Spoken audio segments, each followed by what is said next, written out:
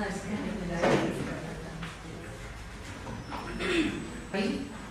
Meera, and on behalf of Media Watch, I welcome you all to today's session. Let me start with an introduction to Media Watch.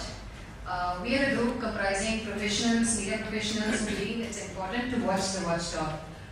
We conduct the series of talks and discussions on media-related matters in Bangalore because we think it's important for citizens as well as media professionals, media educators, and media students to be critically aware of the evolving nature and role of the media and keep track of trends in media, both positive and negative.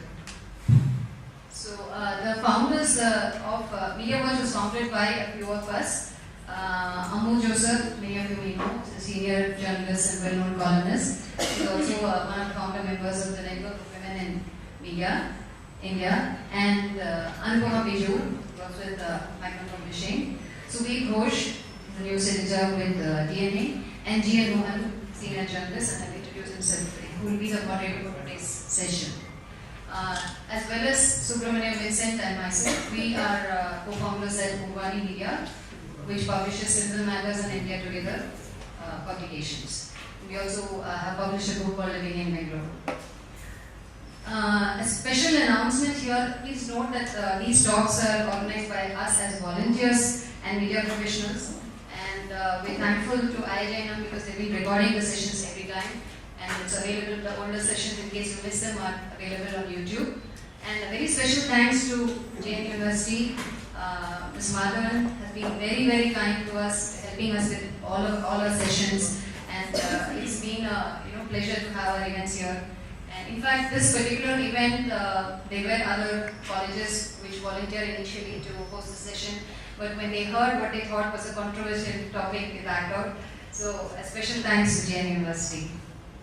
So since given it's a voluntary event, we request you to donate if you feel like any sum of money that you're comfortable with, 50 rupees, 100 rupees, or 200, we have a box there. So at the end of the session, it's a small request. If you feel like, please donate so we can continue this series of talks and just to cover the cost of the logistics of organizing this. This is our fifth Media Watch, Open Media Matters series talk. This is on the key question for media professionals and journalists today. It's on reporting dilemmas that are coming to focus, especially with the arrest of Naveen Soorinje. We've asked two questions. How can journalists report if they fear arrest? And should journalists intervene or report? Very basic questions that all of us will be going through as part of our professional lives. And now I'd like to introduce G.N. Mohan, the moderator for this session. He will introduce the panelists himself. G.N. Mohan is editor-in-chief of Avadhi magazine, that's available at avadhimag.com. He has 25 years of experience in mainstream, electronic, print and new media. He was earlier heading Samaya TV News Channel and ETV Kannada Television News. He has also headed the Media Ethics and Code of Conduct Committee for Publications and TV Network of Ramoji Group. He has trained at CNN Atlanta, USA and is recognized as an international member of television journalists by CNN.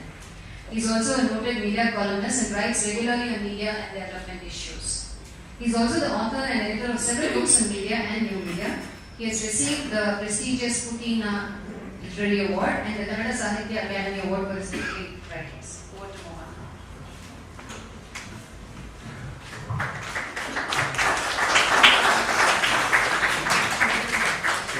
Thanks, Nita.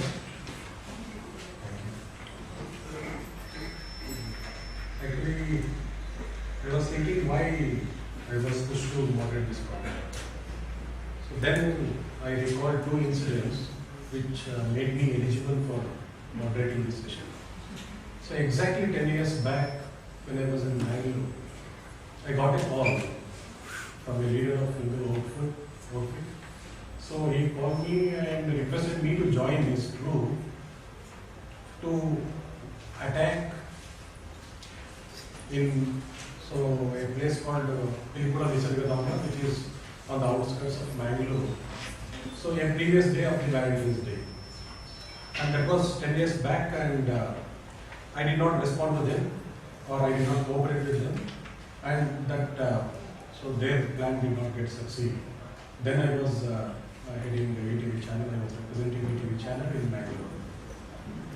after some time, so when I was in Gulbarga, so representing Prajavani before when this accident happened, so I exposed a semi-nude worship which was happening there in Gulbarga on the daylight in the heart of the city. And when I exposed it, so that time Mr. Mallikarjuna Kharge was the Home Minister and he got embarrassed. And he took police authorities into task and they entered, so they wanted to kill the topic itself. And they were behind me, so asking for the proof. So when they came to know that there is some proof, so then they wanted to destroy the proof. And so between me and the police authority, so there were lot of clashes and somehow, so again through the intervention of Mallikarjuna Kharge Home Minister, that stopped there. And I am describing this for the reason that this is the situation in Kannada media or the journalists who are working in districts, how they face the state and the police. And I think, so today's topic discusses keeping Naveen Soorinje. So we discuss many things, so in and around that.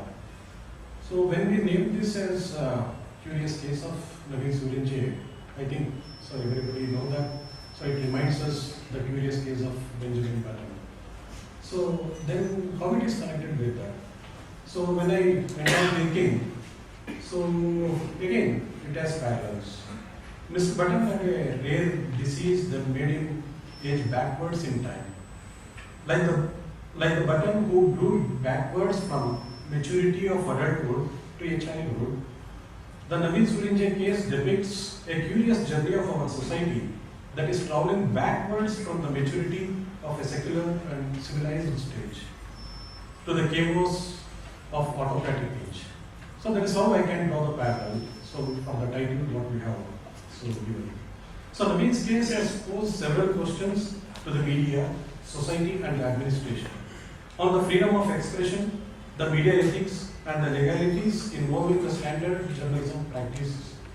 The stand taken on the issue by the government, media and the society also is an eye-opener on where media stands today and which direction it is heading or will be forced to head by vested interest. We can see that journalists today work under too many pressures and compulsions from different corners of the society, mainly from their own organization, bureaucracy, or the government and the society. It is these pressures that often decides what a journalist should cover and what the content of the media should be. In this process, sticking to journalist principles and ethics has become a ordeal for journalists, or to say in other words, a journalist who stands strictly by the journalistic ethics and for the collective good of the society gets isolated and traumatized. And I think with this introduction, so we can understand how this Naveen Soorinje case has developed. And so to discuss many aspects in and around this Naveen Soorinje incident, so we have 3+1 panelists here. So I want to introduce them. So Vasanthi Hariprakash. So Vasanthi Hariprakash is an independent journalist, television and radio personality. Besides being a documentary filmmaker and media trader, she currently anchors a talk show on Radio Indigo 91.9 FM featuring Bangalore's change makers. Earlier, Vasanthi was special correspondent with NDTV. She is well known for her prime time breakfast show Good Morning Bangalore on Radio City, for which she won an Best English RJ award in 2007. Vasanthi also represented India as the global young leader at the prestigious Salzburg seminar in Austria in December 2007. So welcome.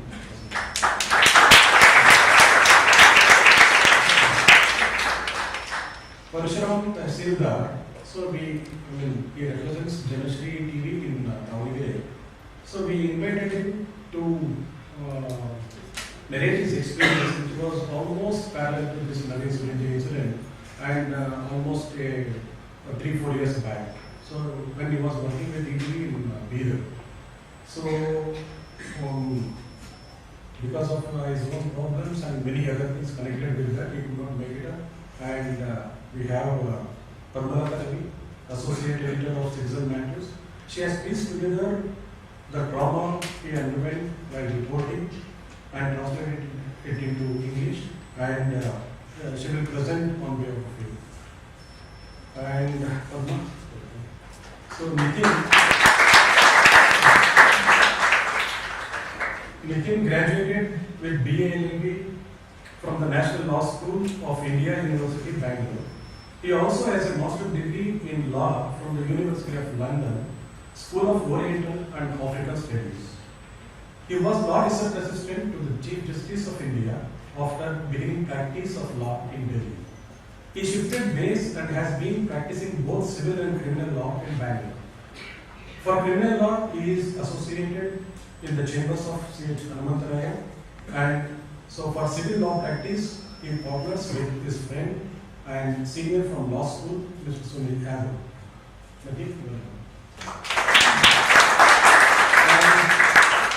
Mr. D Dakshina Murthy is an independent journalist and educator. He teaches international and political reporting and writing for the web at the Indian Institute of Journalism and New Media. He is also an editorial consultant trainer with D. So, Dakshina Murthy was a key member of the editorial team that launched the English language version of the Al Jazeera news website in 2003. Based in Doha, he wrote extensively on the US invasion of Iraq and West Asian politics. He returned to India in April 2006. He was worked at Sunday in Bangalore, the Indian Express, the Press Trust of India, Deccan and Hindustan Times. He has reported on several events of national importance like the Babri Masjid dispute, the Gopaland agitation, and the 1991 Himalayan earthquake. So apart from these four panelists, so we have many people who have interacted or in one or the other way involved with Naveen Soorinje incident. So we have case Vimla. So when journalist fraternity failed to support him or to take the subject so further, it is the women organization, human rights organizations which went open. And K.S. Vimla was here and she intervened, so she took a delegation to governor, and so somehow she kept rolling the issue. And Mr. Surendra Rao is also here, who represents Samudaya Panchagala organization. And Mr.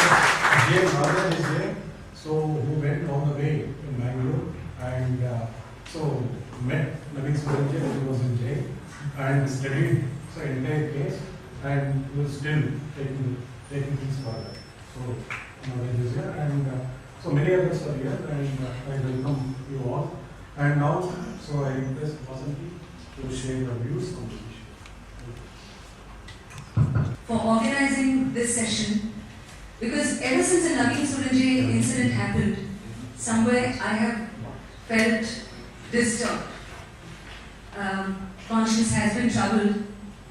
Not because of a kind of a special bond with Dakshin Kannada and Bangalore, where I did report briefly while at NDTV during some series of crises that happened in the region, but also of what has happened to a person that I kind of know as a conscientious journalist.